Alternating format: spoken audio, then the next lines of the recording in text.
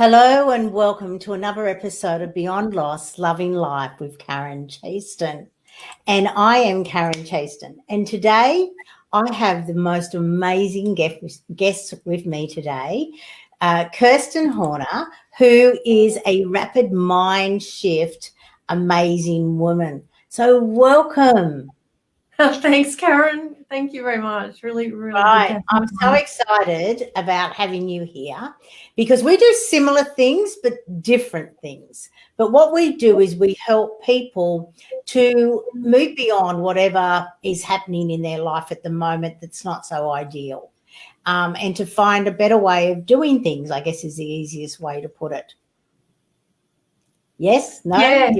Yes, absolutely. And I think that's a big part of the work that I do with hypnotherapy, with just a broad range of tools and results coaching to help people really line up with where they really want to go and make that shift, and rapidly. Yeah.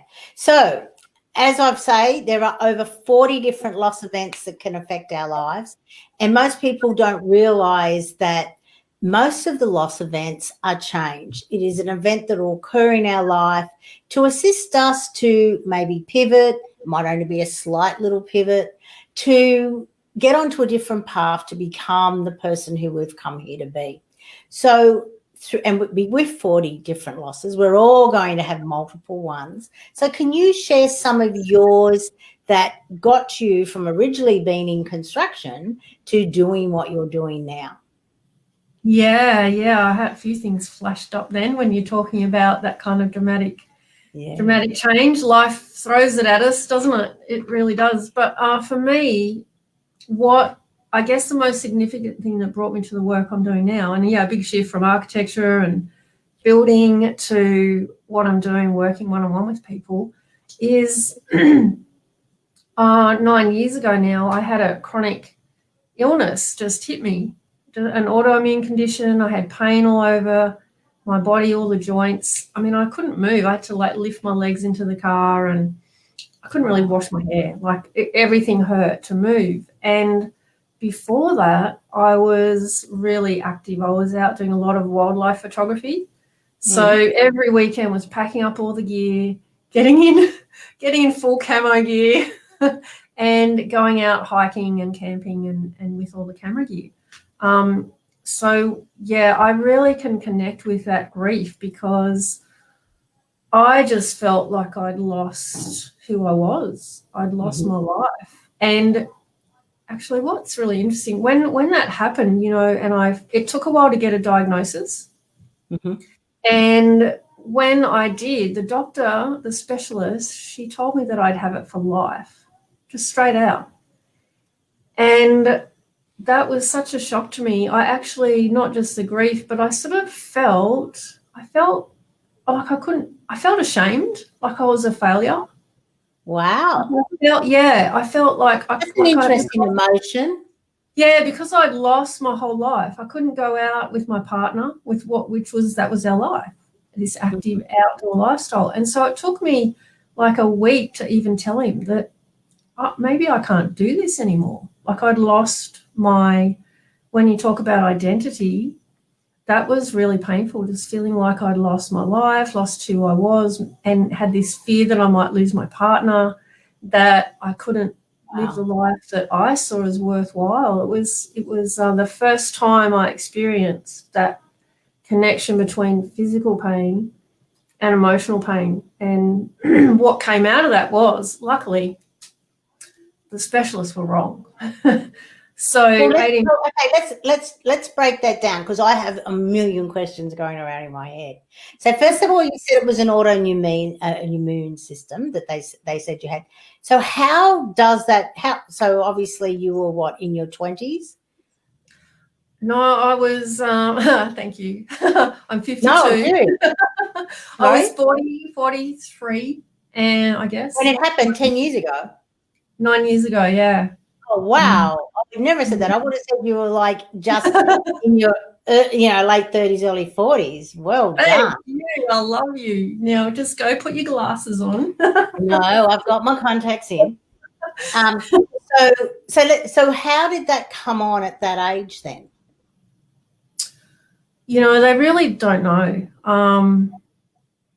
The only clue that I got anywhere along the line that maybe I'd had some sort of infection, bacterial infection, that had weakened my system, and then my autoimmune system just overreacted, and I had this inflammation. So I had what they called enthesitis, and the enthesis is where the muscle joins the bone, and that was all inflamed in every joint.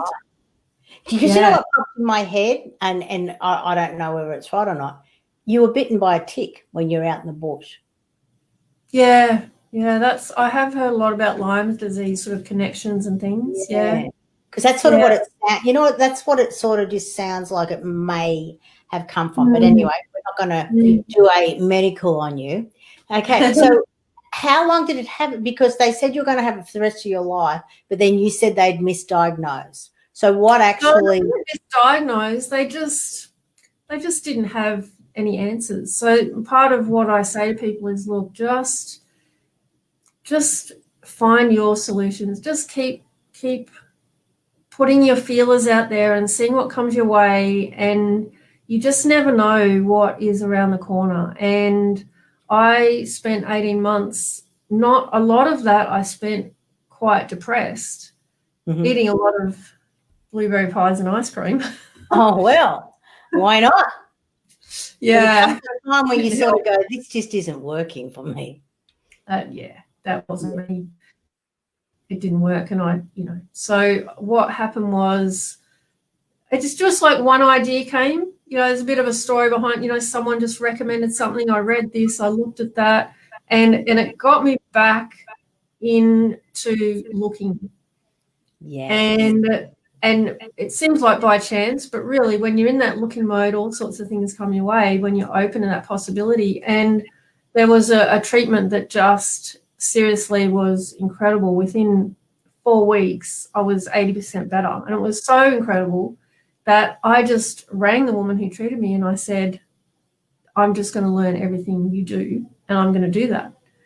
And I started training with her and training in this whole modality of working with the nervous system, and began treating people from home after hours and working with physical pain, and had these great results with inflammation, with joints, with bulging discs, with like RSI and carpal tunnel, and all of these inflammatory issues. Was this with the hypnotherapy, or was this a modality? No, this was before. This was 9 years ago. This was 7 years ago. So it took me about 2 years to go through that whole process, find some solution, train, and start working with people from home. I was still working in architecture, but I just do this after hours and on the weekends. And then that sort of picked up, but I began to see something really interesting. So people would react and respond really well, but then they wouldn't fully heal. And I began just thinking there's something else going on. There's something mentally and emotionally connected. Unconsciously a lot of the time. Yeah, and I started to sort of get this sort of picture in my mind of what was happening, and started looking for other things. And I was looking at, NLP and motion code and EFT and timeline therapy and different hypnotherapists and hypnosis, all of these different things.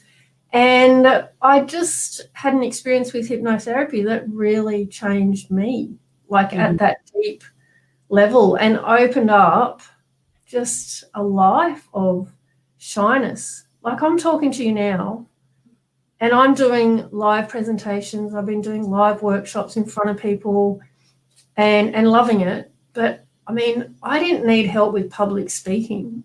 I needed help with speaking. Like I couldn't talk in a group of 3 people. Like I was that shy.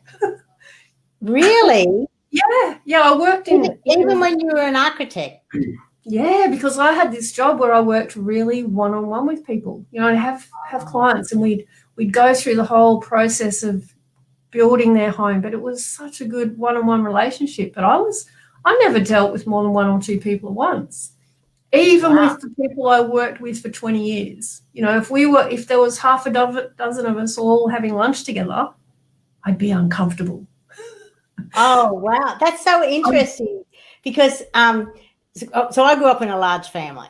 So, I'm one of 7 kids. So obviously we all, used to, a lot of people talk a lot. If you don't talk, that's why I'm so loud, because, if you weren't loud, no one would hear you, sort of in that crew.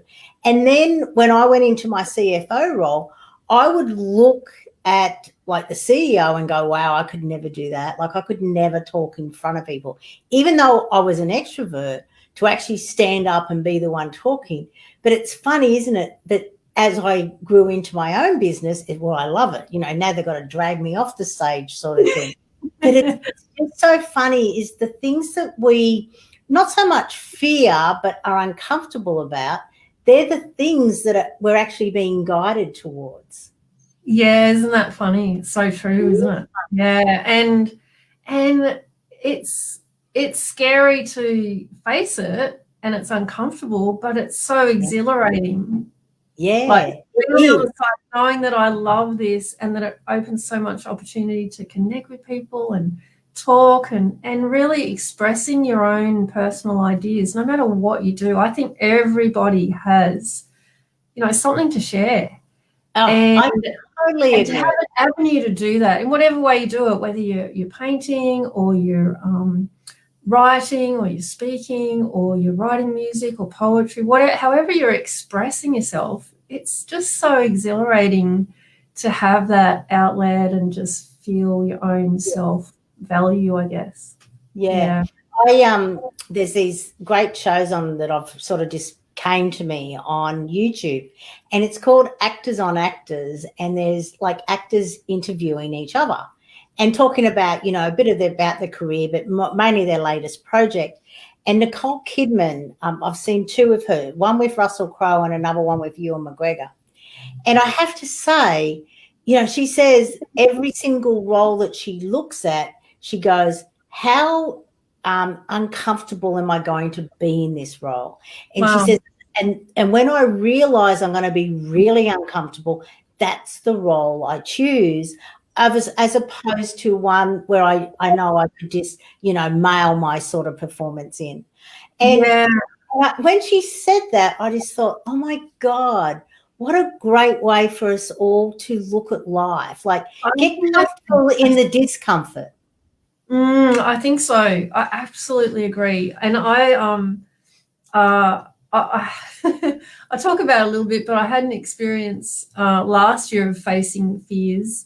Yeah. I got diagnosed with tongue cancer 2 years ago. Wow. And and I just was really getting all these massive results with people with hypnotherapy. Mm-hmm. And I'm like, seriously now? Like, what, am I going to be able to talk? My whole all my work is audio. So will I be able to talk? And then, will I have a lisp? Will I be talking about the subconscious and hypnosis with the lisp? And for a while I did after the operation I had. But what happened through that experience was, and I'd already started some of this work, but I kind of had this practical example to really put it to the test. And that was, facing the fear of the operation. I had to wait 6 weeks. So I had 6 weeks in my head of thinking about it and using all the tools that I had to bring myself minute to minute. And for every one of us, it's just a minute to minute thing, coming back from fear or doubt or all of those things to, and for me, the words are fear. Being in action. Inspiration is my word, fear and inspiration. And inspiration. And I just had this image of this roller coaster on the Gold Coast. I don't know if you live there. If you have you been on the Superman ride? No.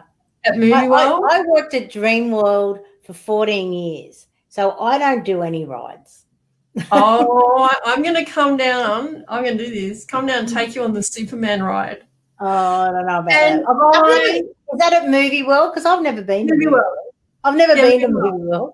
But anyway. Let's see, we're going. And I was like, I was scared, but I actually screamed the whole way. Like, it's only about 48 seconds long. Yeah, I know, they're not very long. Yeah. But I screamed the whole way. But it was, when you've got that excitement thing. Yes. Like I was excited, laughing, screaming. I didn't know what it was, but it was exhilarating.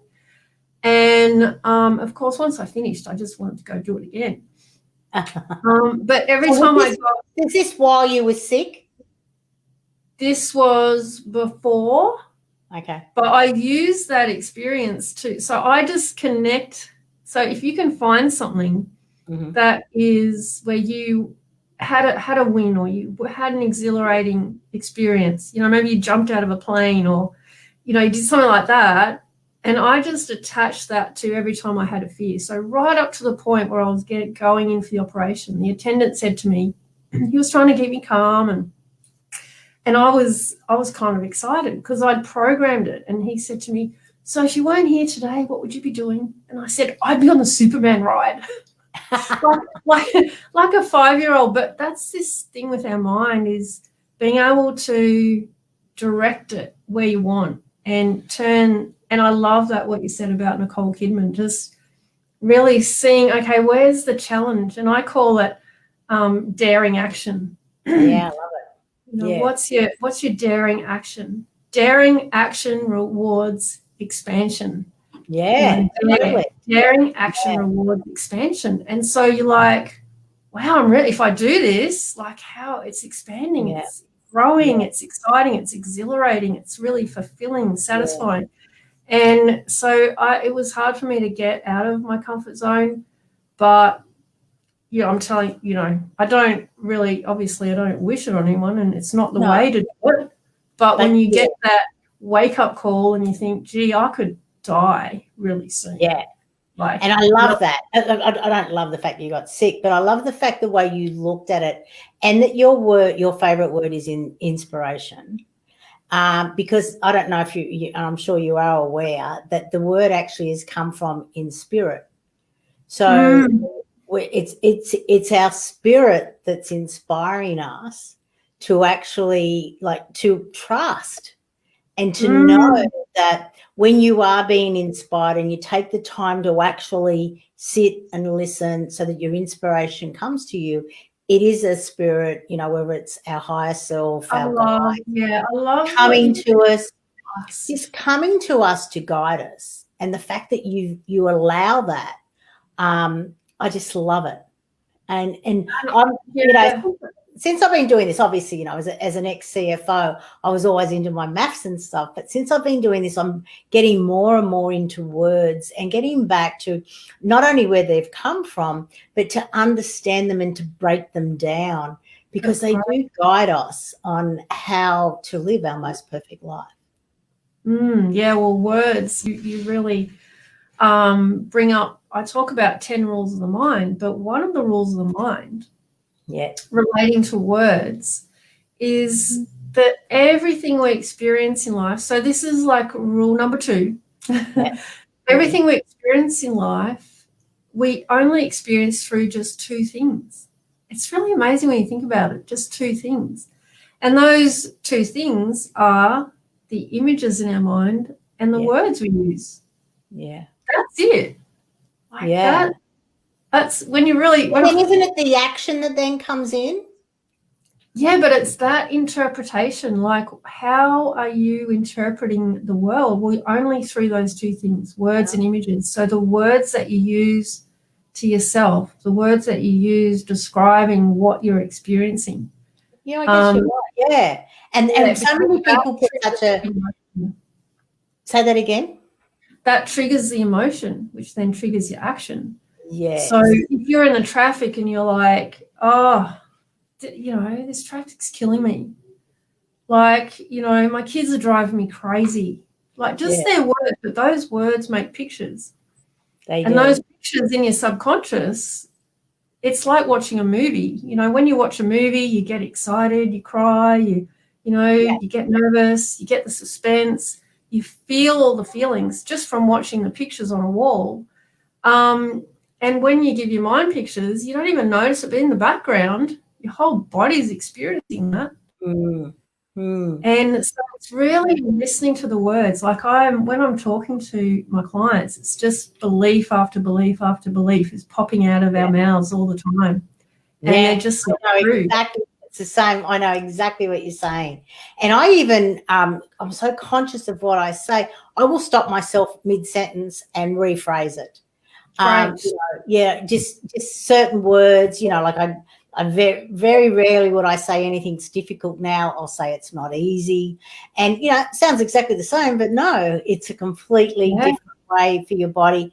But what I also loved about what you were saying before, about the traffic, so many people will get angry about it, whereas I'm like, this just gives me time to just be, and not rush and just take my time, and that's okay, Turn it around, that's it. And it is just that moment-to-moment thing. Am I in this fear and frustration and all of those emotions, or am I, that's another minute you don't get back to think about your inspiration, the things that you make you feel creative and fulfilled and connected. So every minute counts. Well, that's what I think this year is all about. Like, if there's nothing else, I really do feel that the whole year has been about make every minute count. But, why are you putting this off, and why are you not doing this today? Because at the end of, like, who knows what's going to happen tomorrow? And this year is certainly proved it, hasn't it? Yeah, that's a really, really good point. And getting that message, seeing it like that, like you have turned that into such a good message that it adds this urgency and value to each minute. And I know I need to just find out the background of it, but I know there was like a Buddhist advice was that contemplate death every day. And that can sound a bit morbid, but when you but not really. If you really just sit for a minute, because our brain doesn't get it. Yeah. On the surface, our brain's like, cool, we were okay yesterday, we'll be okay today. It only just thinks in these little snippets. But if we have this time machine, our mind is a time machine, and you can take it in the future and you can say, what if? Like, you really have to soak yourself in it. What if I'm not here? Yeah. How am I going to feel about my life? Yeah. And then you really get into that and you really face that death, which I knew I wasn't going to die from the cancer, but it made it more real. Yes.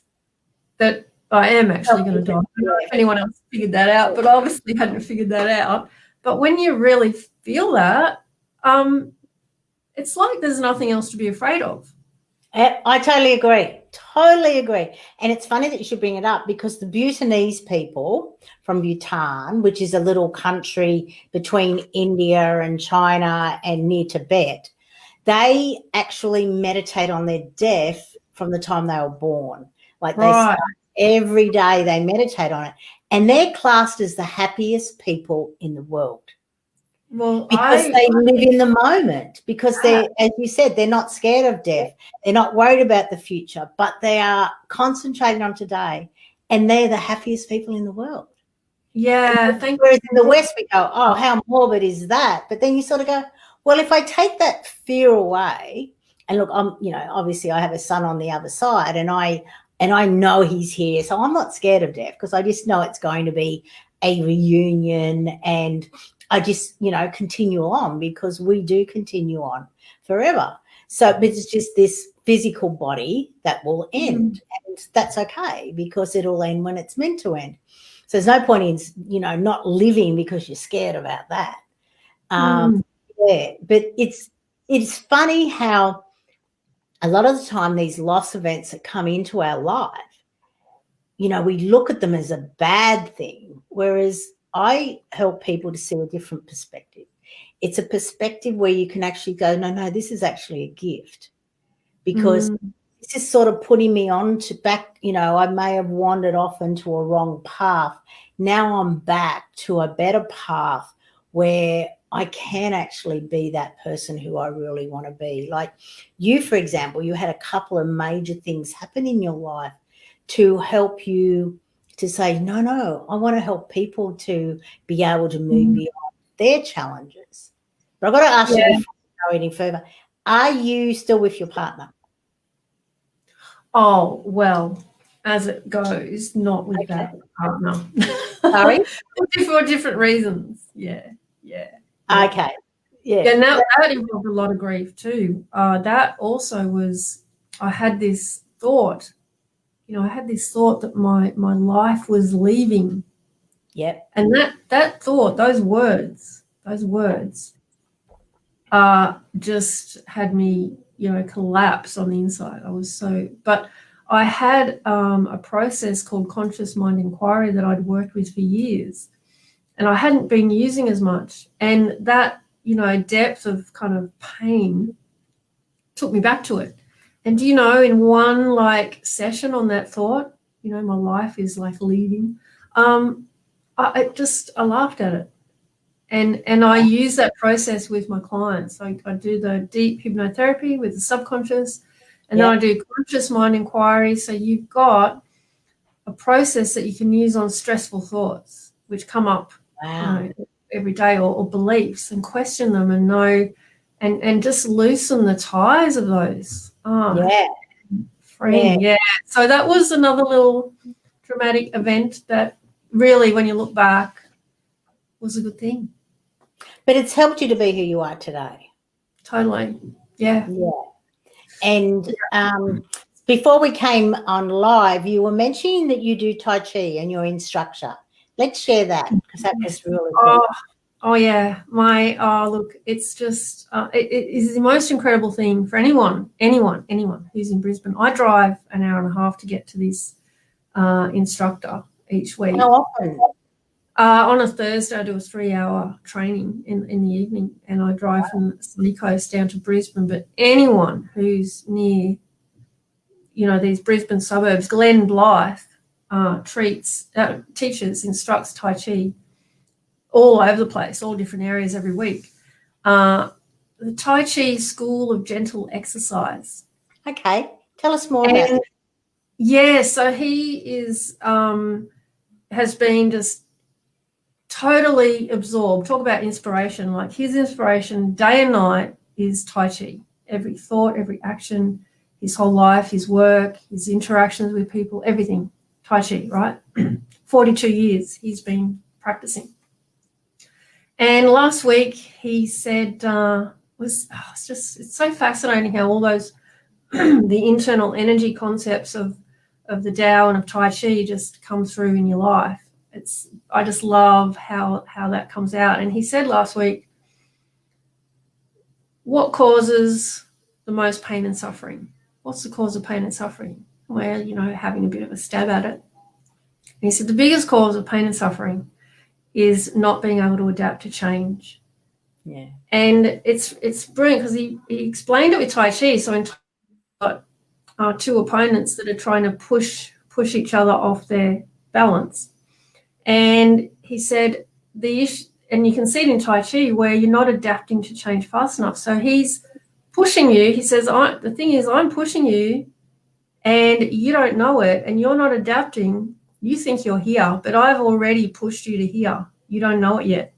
And so when he finally gets your center of gravity, and if I had to kind of explain it, he's like he's under you, then you go like that. And he says it's not that I have any more force. It's just that his intention is that you're here, but you're not adapting. And it's like we hold on for too long to what we think should be happening. Yes. And it creates all this tension, tension mentally, physically, stress, worry, not sleeping. It shouldn't be like this. But then having the tools that can loosen that and allow you, like you do in your work with people, allow them to adapt, change the interpretation, change the meaning, changes your whole life, and you can get back in the flow of it. So just fascinating. So are you learning, is it just the practice that you do, or are you learning to become an instructor? No, I'm just doing the practice. Yeah. Sounds amazing.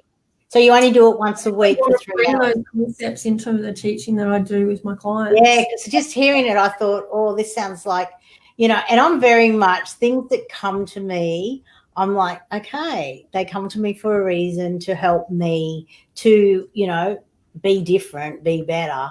And isn't it isn't that what life's about? That just to be better, not to be wrong or right, just to be better, just to continue. Yeah, just be better than who you were yesterday. I always say the only person I'm in competition with is yesterday me, no one else. And it's that I was like, just when you were describing it, I was like, wow, I think that's something I will look into. Yeah. Oh, yeah. I'm not sure. I just love this instructor, just his, like, I guess, lineage of instruction, and it's very deep in the energetic work. So look, enjoyable exercise, love it. But there's different, I guess, exercises, and some Tai Chi, it's very flamboyant and it's more about the movement and it's quite dramatic and it's beautiful and it's almost more like a dance where the form that I'm doing, like you look at, like, seriously, I mean, I spent 3 hours a few weeks ago. I didn't even move my feet.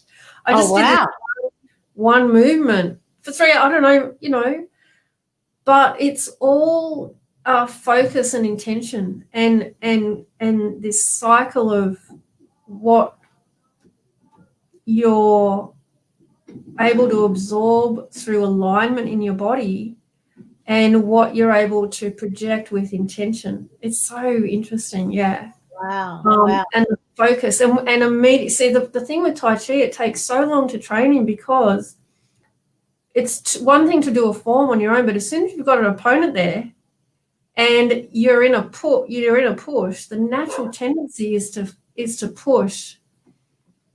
Okay, so when you get confronted with life, the kind of automatic thing is, okay, I'll push. But as soon as you have tension in your body, you've immediately lost the flexibility.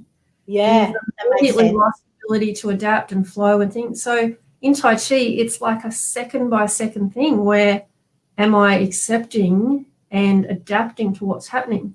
Or am I trying to impose my will on it? Which is what we do every day. We want outcomes, we want results, we want to impose, we want to make it happen, and we do it with all this tension.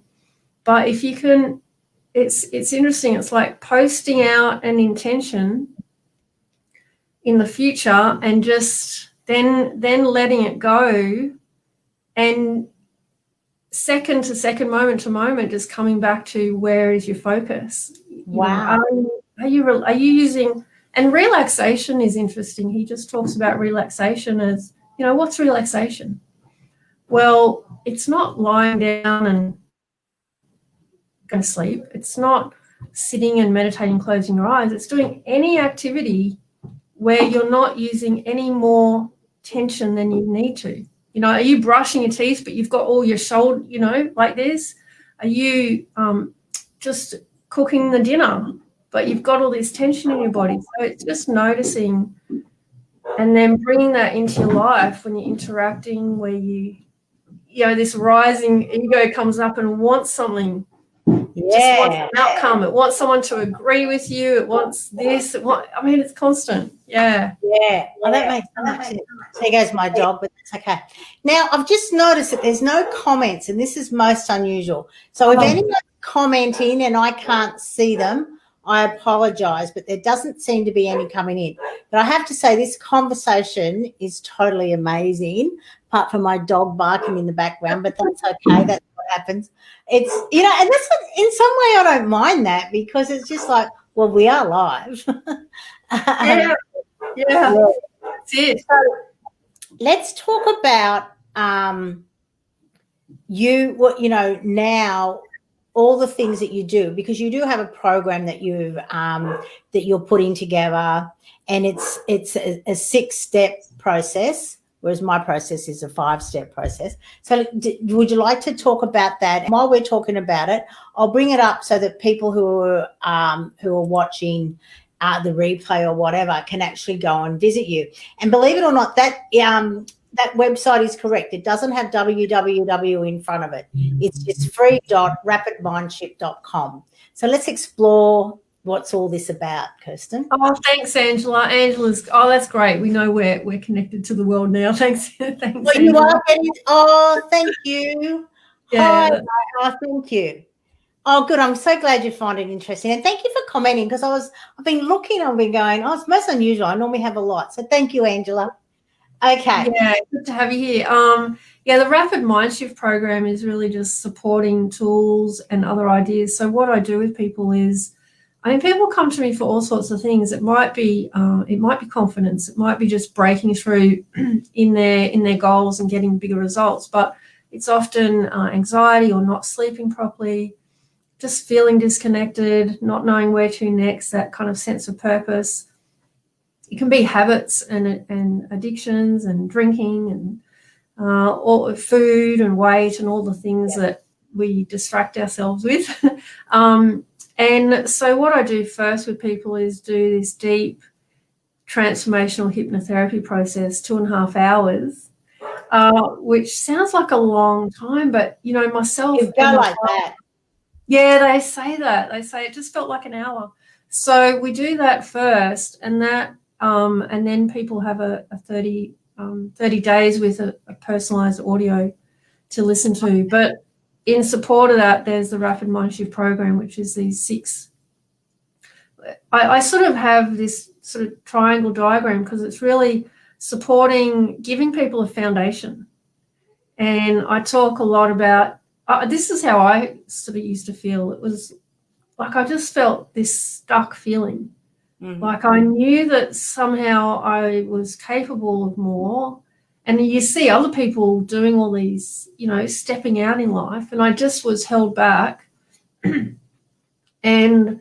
stuck. And I talk about the quicksand syndrome, where it's just like this heavy feeling, you know, the harder you try, the more you feel stuck. It's exhausting, can't move ahead, but you just kind of can't put your finger on it. And so I talk about building this bedrock, you know, building a bedrock that you can stand on. Yeah. And then you can start to really connect with your purpose, because you've got this foundation of what your identity is, what your interpretations are, what your kind of blueprint is. Going into some of those root causes with hypnotherapy is amazing. It's phenomenal, and it automates this change. Like people, I mean, a really tangible example would be, say, with food or alcohol. Like I just happened to have, you know, 3 clients at once last month, all around drinking, and pretty similar stories. You know, get stressed, come home, have a drink. Next day, get stressed, come home, want to relax, have a drink, and then like that later, corporate life. I don't drink at all now, but yeah I can so relate to that. Every Monday morning, I would go. And then they'd start to think every night, oh, I won't drink tomorrow. Yeah. And then for 3 years, it's like, but every night they would. And then we do this hypnotherapy, not even really particularly focused on drinking, but going into whatever emotional, you know, we just go on this kind of journey. Yeah. And then they send me these messages. One client, she actually went into a bottle shop on a Friday night to get a bottle, and she sent me a message. She said, I don't know what happened. I just went into this shop and walked out and went home and didn't buy anything and didn't drink. And it's never happened. I've been trying to do this for years, and now it's like this automated thing, because you've got your subconscious behind you, like lined up with what you really want. But you've got to line it up, because your subconscious is protecting you, and it's doing things for a reason. Yeah, but it is about you lining it back up and actually saying, you know, no, I really don't want to drink. I don't need this to go forward. And yes, it is, but it's like I mentioned, the 10 rules of the mind. Yep. And the 4th rule of the mind, logic versus emotion. So logically, I say that if logic and willpower and motivation aren't working, it's time to go deeper. So logically, I really should not be eating this bucket of ice cream. Logically, I know I should get up and do some more exercise. Logically, I shouldn't drink and you consciously want to change, and you feel like you need this willpower and this determination and discipline to do it. But it is such a hard way to do it. So what you need to do is go to the emotion. So 4th rule of the mind is emotion will always win over logic. So you have to, and the best way to do it, hypnotherapy is great because it's just literally a relaxed visualization where you're getting into this theta state where your visual mind, your healing mind, your creative mind is getting a say and getting a picture of what's going on.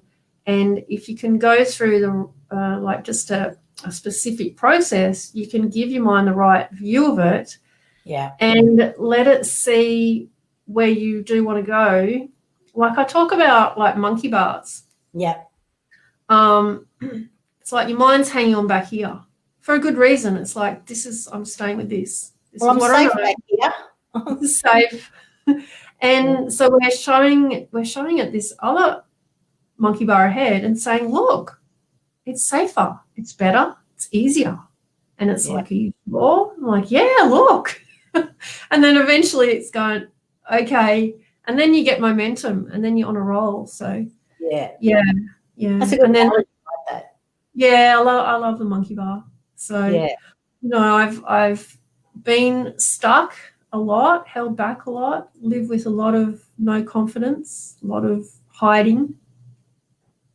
And so it's definitely been it coming to hypnotherapy was a search from working with physical pain, looking for more answers, but then also experiencing it myself and going, whoa, what happened? Like it opened up my confidence, my self-belief. And then when I thought, okay, there's really something in this. And then I researched all different people, different ways of teaching and schools of thought on it and found, I trained with 3 different people, but going into that and just getting these results because you're shifting it at that foundation level. So it should be a first port of call, not sort of an alternative last option. Yeah. And I love the fact that you went from being an architect where you were building houses and places for people, whereas now you're building the people from the inside out, helping them to live this life. Yeah, I say that. I used to help them design their lifestyle. Yeah. And now I help them design their life. And it's so rewarding. Like it is rewarding. Yeah. I feel like really spoiled. It's like, oh, how lucky I get, it's that self fulfillment, getting that reinforcement of people who really are experiencing these uplifting changes and responding and so it's a joy to be able to be part of that. How good is it? That's so lucky. I love that. So so obviously we're, as always, we're sort of running out of time. So is there anything else that you'd love to share with people about your journey? Because you had to experience a lot of things, and I think experience will always win over, book intelligence, learning. You don't understand something. I've just popped into my head. My daughter-in-law 19 months ago had my grandson, and she said that she's a physiotherapist, and she said, oh my God, I'm going to be so different with my clients now who have had babies compared to who I was before I had experience having a baby. And so experience really it helps you to empathize, I guess, probably. Totally. Yeah. Yeah. And I think that's a fantastic word because I deal with a lot of trauma. And I experienced only a one-off event of sexual abuse when I was 6. And, I deal with clients who've dealt with, ongoing abuse, either emotionally, physically, sexually, all of that. And it is incredible to take them on that journey, right? There's a process. It's not like you can just, logically go, oh, yeah, I can empathize, but to go through that process where the mind gets a totally different interpretation of those events and gives you permission to see it differently and therefore see yourself differently. It's just so empowering. I think the real shift, because I'd been doing all this work behind the scenes and after hours and still running my career. And I had all those thoughts about, what about the security and the money and, all these things. And I had all these decisions and things on the table. And, getting that diagnosis with cancer, I just describe it like this, like imagine all the crap on the kitchen table and it just went whoosh. And 6 weeks after my operation, I had my little list going for it. It's still a little bit there. But I went back to work, and I love the people I worked with. And I worked with them for decades. Like, it was such a weird experience, just a close-knit team. But that was it. I said, I've got to go. And they're like, what do you mean? I said, stuff to do. I've just got to go. And that was it. I was like, this is important. This is what I've got to do. People are getting like life-changing. What happened just before I went in for my operation, I got an email from someone who said, they wrote me, and I was just reading it on my phone on my bed, and I was just in tears. And we'd worked together, months before. She'd had this incredible fast breakthrough with anxiety. But this email, she said, I've battled with, she's 52, she said, I battled with this since I was 7, from what I can remember. And I seriously considered suicide 3 times. And she says, I'm changed. That's it. I'm changed. It's gone. Yeah. And I was like, oh, break my heart. Like what's more important? Yeah. What's more important? Building nice Not houses. only that, person, like the tongue cancer, it was like, if you're not going to use your voice the way that we have agreed for you to use your voice, you're going to lose. Yeah, that's it. Get out there and use it. Or and if you hadn't have made the shift, more than likely it would have come back again, and you would have lost it.